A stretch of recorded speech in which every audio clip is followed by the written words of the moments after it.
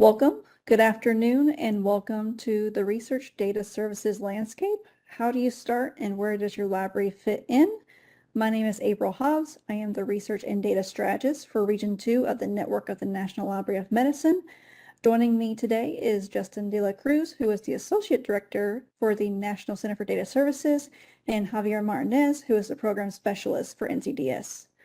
The general objective for this webinar is to talk about data services and how to get started with it from both the perspective of those in libraries and those interested in working in data services. So upon completion, attendees will be able to describe the common types of research data services offered in health sciences libraries, explain the current trends and challenges in data services, and determine next steps for their practice.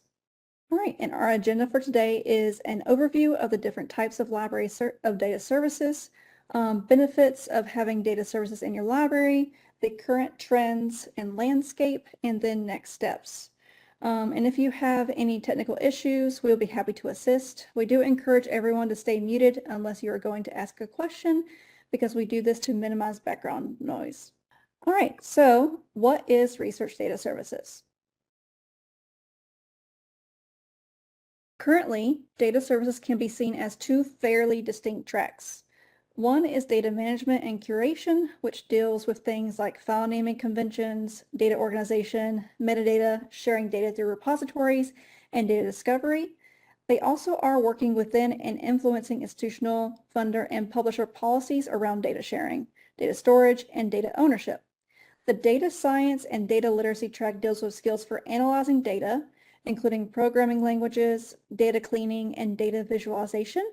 They are also working within and influencing institutional policies around permitted software, storage solutions, and computing. It's important to note that the broader environment around data and research is constantly evolving, and this will, of course, affect the support services needed. So while the idea of these two distinct tracks makes sense right now, they may change. Another area in which many data services librarians have provided support is scientific reproducibility. One aspect of reproducibility is being able to run an experiment with the same methodology as a previous experiment and get results that are not the same as, but are consistent with, the original experiment. Another aspect is to be able to take the same data, run the same analysis, and get the same results. Reproducibility is an area that encompasses both tracks, the data management side and the data science side. For example, good data management will result in well-documented data, which will facilitate more efficient data cleaning. It's important to note that while these two types of data support have points of interaction, the skill sets for these tracks are very different, and many data librarians will stick to one of these tracks. Those providing introductory data services, particularly as a new service for a library, may offer informational level services for both tracks, such as a LibGuide on data sources, data tools, and data management tips. However, as our knowledge deepens, our services start aligning with those tracks. All right, so how does RDS differ for health sciences libraries? Once libraries begin to develop deeper knowledge, or as data services departments and staff levels grow, roles become more clearly defined and greater levels of services are offered, including consultations and partnerships. Some areas of data services require more focus for health sciences librarians. This slide contains some examples of those areas, including privacy and de-identification, secure storage and use of HIPAA compliant tools like REDCap, supporting researchers working to deposit in biomedical discipline-specific repositories, such as the NIH-supported repositories, increase emphasis on data use agreements to protect human subjects and intellectual property, accessing and use of protected data such as EHR data, and implications of data ethics for bioethics. So let's look at how these levels are laid out. Offering data services is not an all or none proposition. There are a range of types of support depending on both how much time can be dedicated to data work in your library and how much expertise the people providing the services have. This is an example of how services can evolve as more staff, effort, and resources are allocated to data services. The first step might be taking on outreach to your research community to raise awareness of issues around open science and open data, policies around data sharing, and anything else data related that may affect them. This is a good way to learn about these issues and to begin to make the connection between the library and data within your institution. And not all institutions and researchers may make that connection and understand the library is a resource for them. As knowledge gets deeper, you can begin to create resources such as research guides that require more time and expertise. It also provides an opportunity for a librarian newly providing data services to do more of a deep dive to understand what resources will most benefit their community. It is a synchronous activity, so it provides time and space to grow more knowledgeable and comfortable with this area for somebody that is new to providing these services or a library new to providing these services. Education, whether developing synchronous or asynchronous activities, is another step up in terms of both expertise and time commitment required. This is a point at which specialization in one of the two tracks, such as data science versus data management, may be warranted. Both are wide-ranging areas which benefit from a deeper focus. While it's not impossible to pursue both areas, the expectation that someone would do so is, in most cases, unrealistic. Data management consultations with researchers, labs, or departments will likely involve questions that are specific to a discipline or data type, going beyond the information that arises in an introductory course. It therefore makes sense to have the basics well in hand before taking on these types of consultations. While there may still be questions you can't address in the moment, you will at least have the grounding to know how to approach finding an answer. Similarly, consultations on data cleaning, analysis, and visualization may involve questions involving specific data types or more advanced features of tools or programming languages and will be difficult to manage without having a solid foundation. However, there are pathways to developing this area of consultation. Oftentimes, we will request someone submit a form with their question and all the supporting information to allow the librarian time to research the question and potentially come up with solutions or reach out to other support offices in the institution who may also enhance the consultation support of that meeting. Infrastructure projects are not generally something that can be done by an individual. These typically require a team with deep expertise in data issues, such as access, discovery, sharing, etc., and with technical expertise. Projects of this nature can take months or even years to develop. For a library to consider taking on a major infrastructure project, their data services work should be fairly mature, as institutional buy-in is a critical aspect to the success of these types of projects. So now that you have a little bit of an understanding of the areas of data services and how to grow within data services as the knowledge deepens, this right here is a version of the research lifecycle and the services that may be provided within each step. And there are many variants to this, but the main takeaway is that there are data services needs throughout the research process. And the levels of service we just went through can be applied to any of these areas. So it doesn't need to be a blanket over data services. Perhaps a focus of your library can be on one of these areas or multiple of these areas, depending on how many resources you can allocate for them and the priorities of your institution. So why? Why would someone provide data services in libraries take on this role within their library or hire for roles within this library? The growth of data services in libraries is a reflection of the evolution of what is recognized as a valid academic output in biomedical research.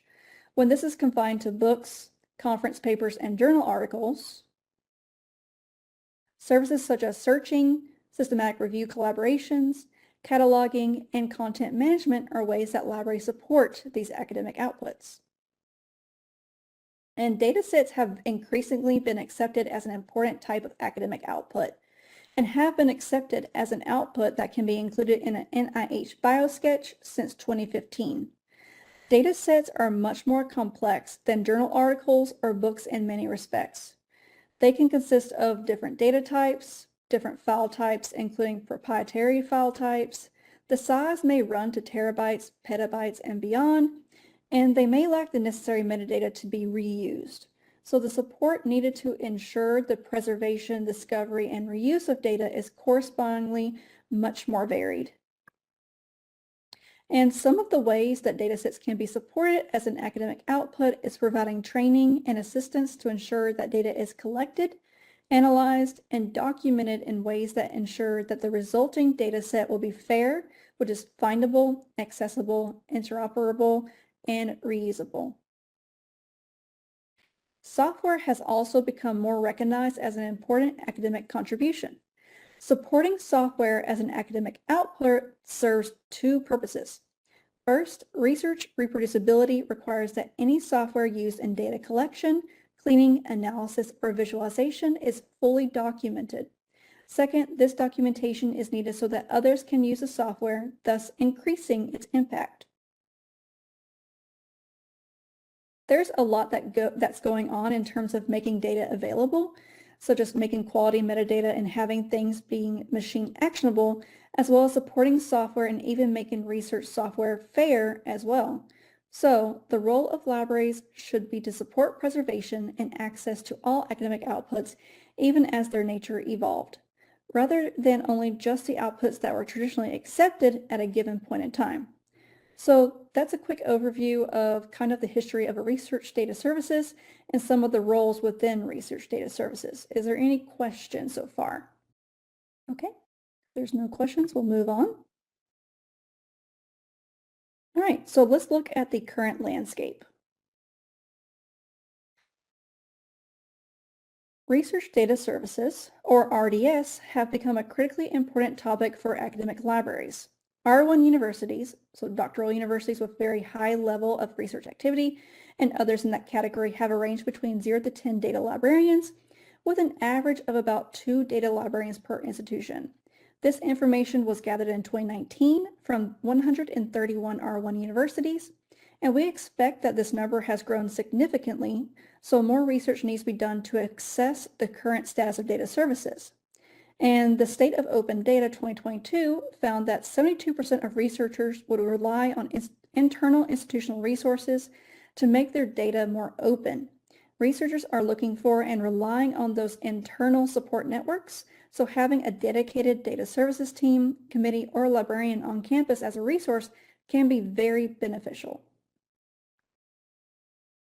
When we look at all institution types from two-year colleges, bachelor and master's programs, as well as doctoral colleges, we see that more libraries are getting involved in data services. An ACRL choice paper in 2019 found that in 2012, 60% of the responding libraries said their library was not involved in RDS.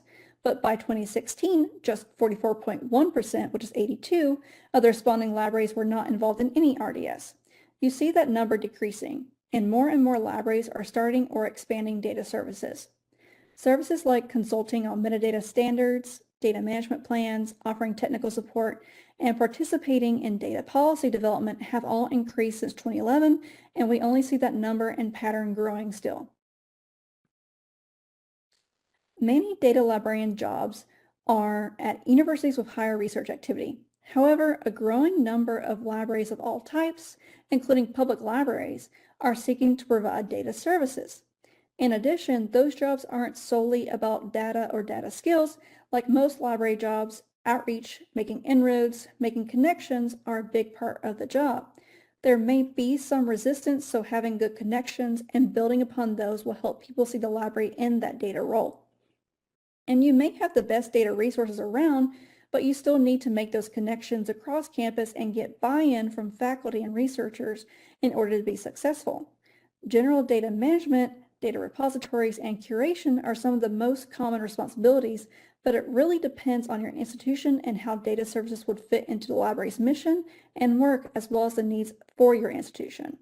And many data librarian positions still looked for traditional LIS skills like instruction and public services. I think this just goes to highlight that data skills can always be learned. They don't necessarily need a hard sciences or data-intensive background. So in 2018, Federer surveyed data librarians on what skills they thought were most important in their roles. Soft skills like communication, building relationships, writing, and presenting were among the highest ranked skills. More technical skills such as programming languages, data visualizations, using statistical software were ranked much lower. Technical skills all ranked similarly, with about 30 to 50% of survey respondents saying that technical skills were very important. And this shows that there's not one specific technical skill that's universally needed, and that data librarians often have a variety of technical data skills. And the technical skills a data librarian needs will vary by institution. Having the aptitude and willingness to learn is probably more important than knowing a specific software or a specific coding language. Again, much of what a data librarian does will be outreach and networking with researchers, so people skills and communication skills will often be just as important. Now, let's look at the trend that we were calling the Great U-turn of 2022. While data services initially focused on management and curation, technical skills in coding, data literacy, cleaning, and visualization became progressively more in demand. However, the release and implementation of the NIH DMSP policy prompted a need for more research data management support, including in libraries that weren't providing data support whatsoever initially. Researchers wanted more help with data management, but coding and technical skills are still in demand. In August 2022, the Nelson Memo addressed free, immediate public access to federally funded research. This puts emphasis on open access and fair data principles. There continues to be a push for open data practices, so that needs to be incorporated into research data support. However, there's all kinds of data, so there's a need for all kinds of data librarians and data services. As we show from our visual here, there's a constant push and pull in terms of what is prioritized. And more funders are starting to require that data be shared openly. Many publishers, such as PLOS and Nature, ask researchers to share their data, with many others moving more to support open data practices. Efforts across Europe, Latin America, and China are also moving towards more open data practices, so this change is taking place globally. And the State of Open Data 2022 notes that NIH continues to invest in a robust data ecosystem, one where its policies and activities keep pace with evolving scientific technologies, opportunities, and stakeholder expectations. And the NIH continues to partner with organizations like DataCite, Federation of American Societies for Experimental Biology, and the Data Curation Network to support fair and open data. The new NIH DMSP is just one of many steps moving towards more open data practices. That is to say that open data, open science isn't going anywhere. The need for skilled librarians that can speak to these topics and support open data of their institutes will continue to increase in the coming years. Next, we will talk about next steps for librarians interested in going into data services and next steps for library leaders looking to recruit data librarians or begin those roles within their libraries. First, we will talk about the different specialties data librarians can pursue. So, if we remember earlier, we mentioned there are two tracks in data services. First, we will discuss the data management track. The titles and roles vary in this track, of course, but in general, data management librarians advise on data organization, curate data to be shared, develop metadata to maximize discovery, teach research data management, assist in writing or reviewing data management plans, assist in identifying appropriate repositories for data sharing, and teach and/or consult on use of data collection software. Data science and data literacy librarians teach and offer consultations and use of data, including coding, surveys, and data cleaning, such as coding like R Python, use of data collection tools, data cleaning such as coding in OpenRefine, data analytic tools, data visualization, how to perform statistics within a particular programming environment. And as you can see, these responsibilities focus on working with tools and languages rather than conducting data science. And because of this, data science librarians are not likely to teach statistical analysis, such as which test to run, and research design, like advising on validity, power and generalizability, machine learning techniques, or anything that requires deep domain-specific knowledge. That is, in general, there may be some difference depending on the priorities at your institution. And as you can see, this list alone is quite a hefty set of responsibilities for one person, since most data librarians do not have expertise across all of these systems. And many of these tools update and change almost constantly. Therefore, it is best to have an idea of what is in greatest use and demand within an institution in order to support those. For example, one institution may have researchers much more frequently using R, QuestionPro, and Tableau, with a smaller but significant percentage using Stata and Power BI. It would be best to hire or develop expertise in those areas. Whereas for another institution where researchers are heavily using both R and Python, as well as REDCap, those data librarian skills will need to be focused on those tools. And it's important to know that Geographic Information System, or otherwise known as GIS, tends to be its own concentration, where some librarians have GIS services as their central or sole responsibility because it requires a lot of expertise and knowledge in that area. This is something you may want to consider along with the needs of your institution. So what else do data librarians and other library staff do? Now, the models for providing data services are very different at each institution, and there may be additional responsibilities that are part of the data services staff, or it may be distributed. So helping people find data, encouraging open data sharing, and teaching about reproducibility may be responsibilities of people like the library liaisons and informationists within their assigned disciplines. This is a distributed model. The benefit to this model is that liaisons are extending upon their knowledge of the literature, instruments, and other research support databases and tools. They are just adding data into the mix. In addition, they will also likely be able to develop strong abilities in the access of data since they are focused within one or more set lists of disciplines, and they may have much more awareness and deeper knowledge about what data exists within their discipline. They also may have a deeper understanding of opportunities for bringing in a data librarian, as well as what and how much data librarians would be able to do. All right, so these are some tips in case you want to develop someone within your institution to become a data librarian. So you should identify someone with an interest, such as a person who has already sought out training on working with data, has attended a conference, or is already working with researchers in this capacity. You should also provide ample professional development support so they can continue to grow their skills. You should provide support in making inroads across the institution and connecting them with stakeholders to place the library in that data role and increase awareness of the library as a resource for working with data. And consider the value of differing backgrounds. The librarians in your institution may already be working with data in different ways, such as text mining, which is more in the humanities or computer science, GIS, which is more social sciences, humanities, and urban planning, use of library subscriptions to data, which is more business analytics, and use of large open data sources, which is more in line with computer science and engineering. And data cannot just be an add-on to their responsibilities. You should think of things you can take away so they can focus on data services. And you should also give time for growth into the role and provide clear goals to accomplish. Now, if you're hiring a data librarian, the biggest piece of advice we can provide is not to write a kitchen sink job description.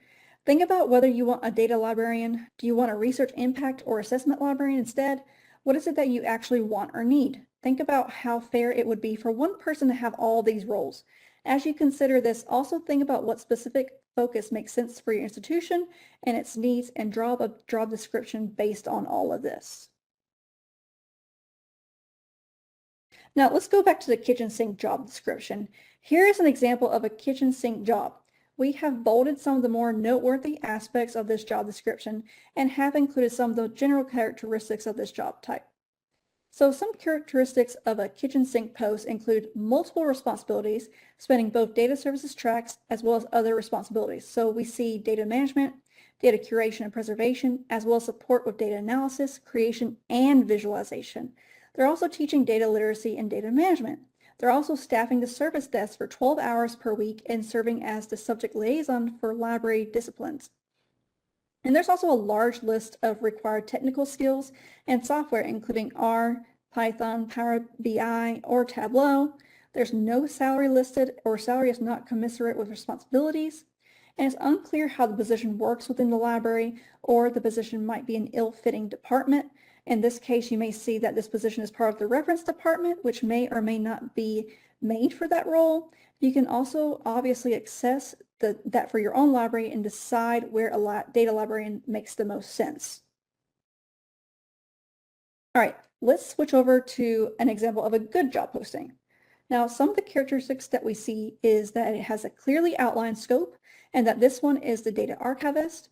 So obviously this falls very well within the data management and curation tract, specifically focusing on archiving data, and includes the reporting line that the position reports to the university archivist, which makes sense, and the director of the university digital conservancy. It also includes required experience that is relevant to the position, and the salary is posted for this job, which makes it a little bit more competitive for applicants. As for a second good job example, again, you can see there's a clearly outlined scope. So this is the geospatial librarian focused on supporting GIS and geospatial data services. There's departmental information, which establishes what has been done and where this position fits in. So you can see here they will collaborate with other members of the data cooperative and research engagement to develop strategies and partnerships and work with members of the library's technical services and support department.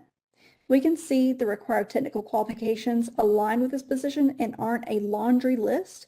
So people providing GIS services will be familiar with the use of Python and GIS and JSON files and so on, which are used within GIS software.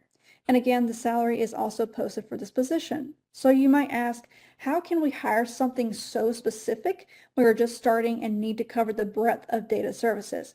My recommendation is to determine if the services will be better offered using a distributed model, which I mentioned before, or whether there are specific initial needs a data librarian can focus on first. If so, hire for those needs at this time and then consider having a plan for providing additional services as they are needed. So we have talked about developing a librarian already in your institution. Here are some tips for bringing in a librarian from outside. So your data services librarian or team will never be able to meet all the needs of the institution. Think about what makes sense in relation to the services already provided across campus and in the library, as well as the skills you'll need for someone in that role. And consider the market. Data skills are transferable, so consider that they are being paid in industry and you don't necessarily have to pay that, but consider that anecdotally as we are seeing more and more of these positions and getting reports of small pools of applicants. So think about all the ways you can compete, such as pay, but also benefits and other ways of attracting good candidates, such as work from home or more control of their schedule. Make your budget for continuing education, such as time and financial support, especially for those homegrown data librarians. Also, make a way for them to be successful. Make connections with institutional leaders, working across campus to promote data services. You can work with other institutional leaders like deans, associate vice presidents, provosts, and so on. Work toward improving barriers, such as policies going against data sharing, and consider tenure requirements and other high-level factors that can help those providing data services from the ground level to be successful. And people can come from many disciplines to be a data librarian, so keep in mind that skills are transferable.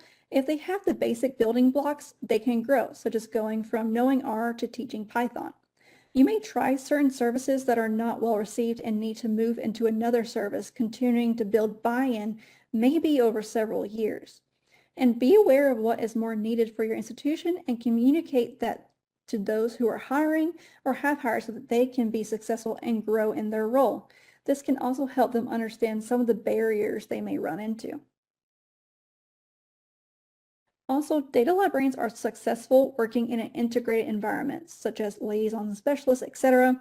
Introduce them to leaders, different stakeholders, library staff, and make strong connections there.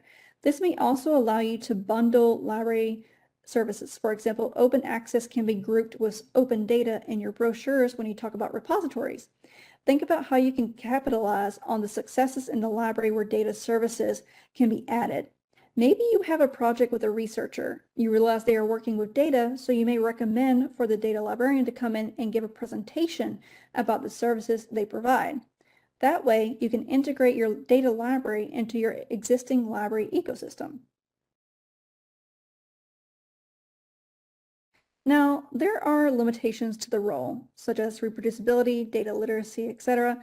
There's also scalability. What is a person actually capable of taking on, considering the time they have and the expectations and requirements of the project, and skills that each person has. So authority is also a challenger as well. So researchers may not see the librarian as an authority, even when they are just communicating a policy, such as the NIH DMSP policy. There's also shoot the messenger problems. All or much of this is on-the-job learning for many librarians, even though specializing in data. And getting people to associate the library with data is an ongoing task. So now you know all about research data services and the potential areas where libraries can go into, particularly if they're starting or expanding. But where can you start?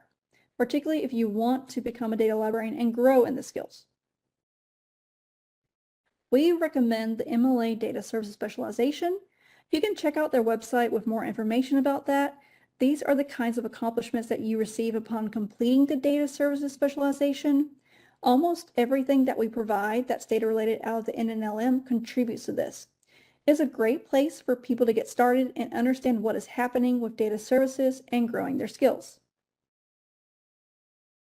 We also have a number of offerings.